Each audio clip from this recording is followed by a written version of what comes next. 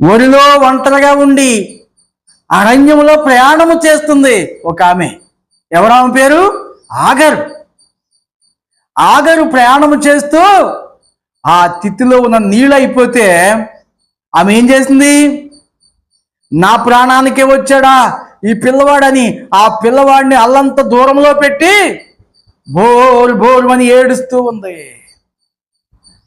అక్కడ ఆ పిల్లవాడు కూడా మరి బోరు బోరుమని ఏడుస్తూ ఉంటే దేవుడు ఆ పిల్లవాని యొక్క మొరనే ఆలకించి అక్కడే ఆగరికి ప్రత్యక్షమై, ఆగరు నీకేమొచ్చింది?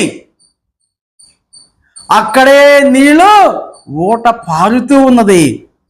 ఆ నీళ్లు నింపి ఆ పిల్లవాడికి మరి తాగిపించడానికి ఆగరికి అక్కడ నీటి ఊటనే చూపించాడు. దేవుని చూసినప్పుడు సాముసేను కూడా ఆ దవడ ఎముకతో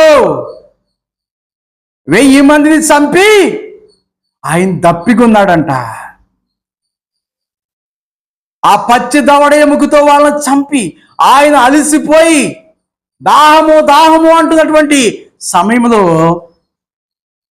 ఆయనకి కూడా ఆ యొక్క ఏం చేశాడు? ఆ లోయను చీల్చి అక్కడ నీటి ఊటనే ఆయనకి చూపించాడు.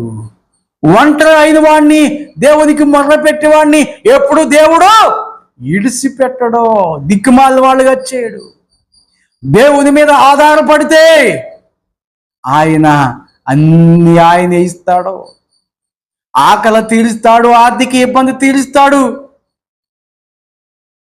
మనం అక్కర్లేకపోతే ఆయన సన్నిధికి తీసుకుంటాడు. అక్కడ నిత్యము ఆయనతో ఉండొచ్చు. దేవుని స్తోత్రం.